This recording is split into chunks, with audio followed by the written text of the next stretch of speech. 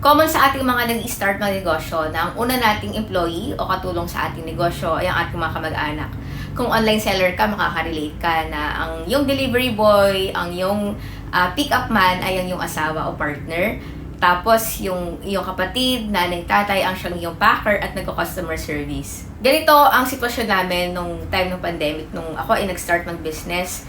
Yung bahay namin ay naging bodega na may konting tulugan. Habang lahat ay naiinip at naka-lockdown, kami ay nagtutulungan na mag-pack ng orders, mag-reply sa customer service, at mag-book ng delivery sa aming mga customers. Masabi ko talaga na nagtulungan kami that time at through that ay kahit paano ay nabilan namin ng bahay ang aming mga magulang. Sa una naman talaga, napakalaking advantage ng ating mga relative as employee sa ating negosyo, lalo sila yung mapagkakatiwalaan mo at madali mo mautusan.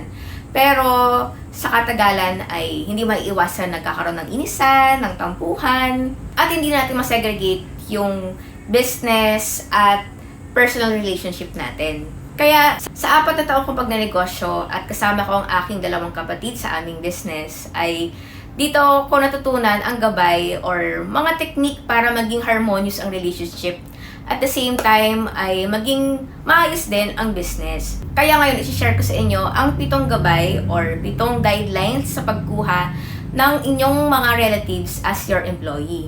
Ang unang gabay sa pagkuha ng iyong relative as your employee ay unang-una dapat ma-define kung sino ang boss or sino ang commander-in-chief sa business. Applicable ito even sa mga family business kung saan sosyo-sosyo ang family members. Minsan kasi lahat merong ambag, lalo sa money, kaya nagkakaroon ng clash ng authority at responsibility. Dapat talaga ma-set kung sino ang boss or kanina magagaling ang command responsibility. Kung ikaw ang owner, dapat maging matatag ka at tayuan mo na ikaw ang boss ng business na to. Dahil nga kamag-anak, baka expect nila na pantay-pantay kayo at pwede na silang maging asal, tagapagmana. Kung marami kayong may-ari ng negosyo at the same time, marami kayo din na nag-work sa negosyo, maganda rin na mag-set kayo ng delegation kung sino ang may command responsibility ng per department. For example, iba sa purchasing, iba sa fulfillment, iba sa customer service, sa product research, ganon. Ang pangalawang gabay sa pagkuha ng yung relative as your employee ay dapat ma-qualify mo din sila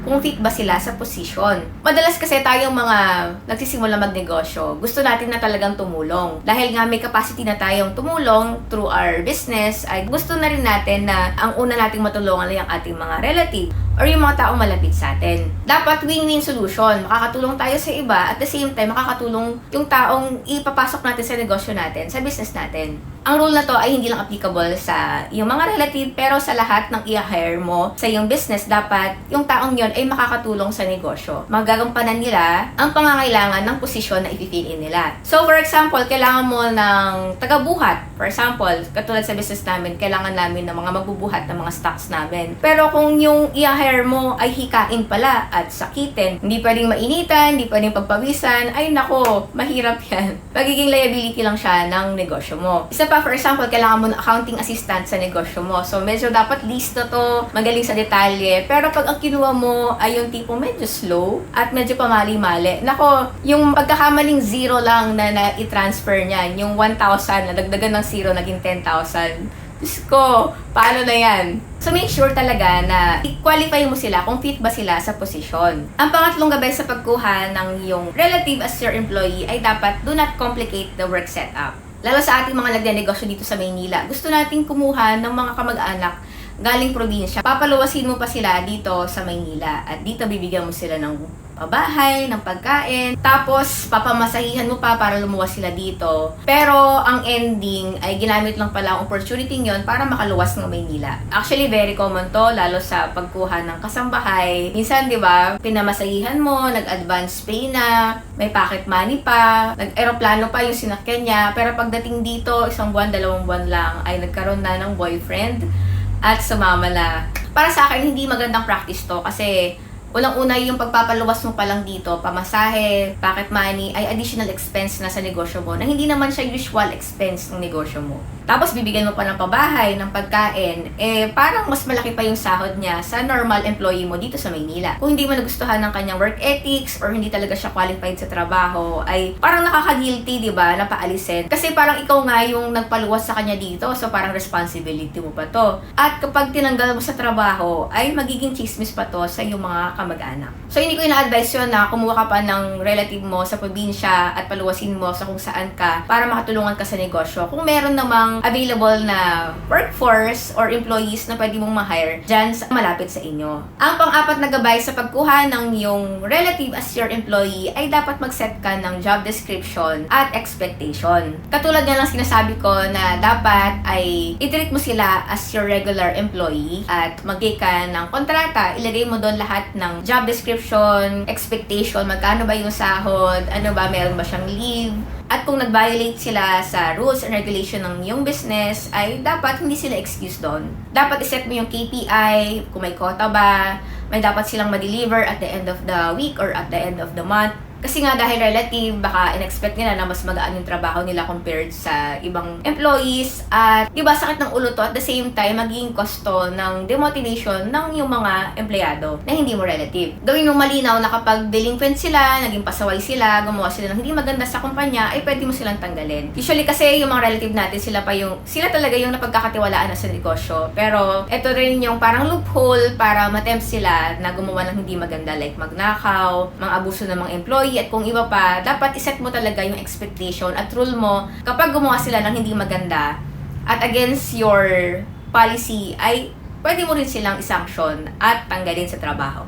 Ang panglimang gabay sa pagkuha ng yung relative as your employee ay dapat pasamurin mo rin sila ng tama. Katulad nga ng sinasabi ko, na i-treat mo sila as your regular worker. Lalo kung yung relative mo ay kasama mo talaga nung una, naiintindihan nila yan na bibigyan sila, walang regular na sahod. Pero, hindi naman okay yun, lalo kapag consistent na at maganda lang kita ng negosyo mo. Dapat i-goal mo as a business owner, at least mabigyan mo sila ng minimum wage at mabigyan mo rin sila ng mga government benefits na ayon sa batas. On the good side ng ating mga relative ay sila naman talaga yung makakaintindi sa'yo. Lalo, inintindi ka nila na ikaw ay nagsisimula pa lang. At maaaring hindi sila mag-require talaga na dapat pasuhurin mo ko ng ganito. At sa ganyang attitude ay prone sa abuse talaga ang mga relative natin. So, kung ikaw ay isang negosyante at nag-hire ka ng relative mo, dapat i-goal mo na pasahurin din sila ng tama. Ang pang-alim na gabay sa pagkuha ng yung relative as your employee ay dapat ikaw as the business owner ay maging objective ka. Dahil sobrang familiar at kapalagayang loob mo na yung relative mo. Lalo kapag kapatid mo yan, ganyan, ay hindi mo na masegregate yung personal at business. Minsan, for example, nagalit ka, ay galit ka talaga na parang personal na galit, na parang galit, nagmumura na tipong yung parang wala na sa boundary, ganon. Hindi. As a business owner, dapat i-treat natin lahat, ang ating empleyado, relative man o hindi, as a civil and professional person. Kung pagkasagihan mo sila, dapat professional. Kapag uutusan mo sila, dapat in a professional way din. So, 4 na taon kong nagnenegosyo at kasama ko ang aking mga kapatid sa aking business, ay natutunan ko ang principle na 1-minute manager. 1 minute praise, 1 minute correction, at 1 minute na goal setting. So, laging 1 minute lang. So, based to sa book na 1 minute manager. So, kapag magko-correct ka daw ng tao, dapat 1 minute lang at dapat in private. Kapag pupurihin mo yung ginawa nila, ay praise them in public at 1 minute lang din. At kung magbibigay ka ng task, make sure na it is clear at kaya nilang mag-gets in 1 minute. So sa aming business, ang common na pagkakamali ay yung napagpapalit or minsan mali yung napapadala sa aming customer. At syempre, nagagalit yung mga customer namin, yung iba understanding naman at nagpa-file na lang ng return and refund. Pero kino-correct ko yung aking mga employees, sabi ko sa kanila, in 1 minute, bakit ba tayo nagkamali? Didiscuss namin na distracted pala, yung iba nagsi-cellphone habang nagbabalot. So, ginawa namin policy na hindi na mag-cellphone or iwasan mag-cellphone habang nagbabalot lalo. So, in-explain ko sa kanila, bakit natin kinokorek to? Hindi ako nagagalit, walang emosyon. Pero dapat maging objective tayo dito sa problem na ating sinosolve. In-explain ko sa kanila na kapag lagi tayong may mali, ay magre-refund ang mga customers natin. So, mababawasan ang kita natin. Kapag hindi tayo naging profitable, ay malulugi ang negosyo. At kapag nalugi ang negosyo, ay mawawalan kayo ng trabaho. Ganon lang, in-explain ko sa kanila kung ano naging problem at na-spot namin kung ano yung naging cause ng problem at nag-implement kami ng solution. At the same time, sinabi ko sa kanila, bakit ba tayo nag-implement ng solution?